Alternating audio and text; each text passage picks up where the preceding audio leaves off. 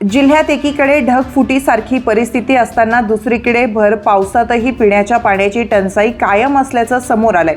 अजूनही जवळपास 700 वाडे आणि गावांमधील 3.5 लाख लोकांच्या पिण्याच्या पाण्याची तहान भागण्यासाठी 197 टँकर धावत आहे।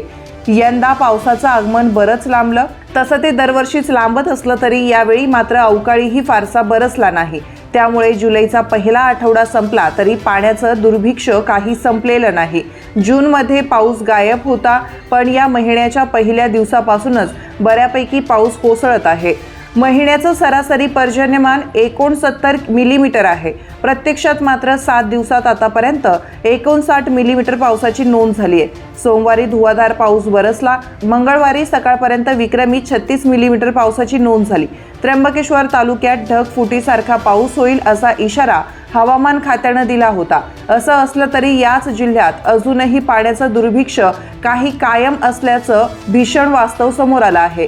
181 गावं, 516 वाड्या भर पावसातही तहानलेल्या आहेत। इथल्या 3.5 लाख लोकांची पिण्याच्या पाण्याची तहान भागवण्यासाठी 197 टँकर धावत आहे। सर्वाधिक 51 टँकर येवला तालुक्यात सुरू आहे। त्या खालोखाल नांदगावमध्येही 42 टँकर सुरू आहेत। सिन्नर आणि इगतपुरी तालुक्यात प्रत्येकी 23 टँकर धावत आहे। मालेगाव तालुक्यातही 17 टँकर पाणी पुरवठा सुरू आहे। संपूर्ण राज्यातच पावसाचा जोर दिसून येतोय। मुंबईला तर पावसानं अक्षरशः झोडपून काढलंय म्हणायचं। रायगडमध्येही वरुणराजानं चांगलंच थैमान घातलंय। कमी अधिक प्रमाणात राज्यात सर्वत्र पाऊस पडत आहे। नाशिकही त्याला अपवाद नाही।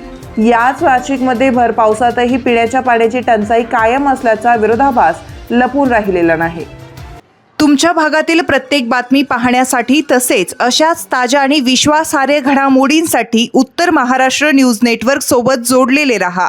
सोबतच फेसबुक, इंस्टाग्राम आणि यूट्यूबवरही आम्हाला लाईक आणि शेअर तसेच सबस्क्राईब आणि फॉलो करायला विसरू नका।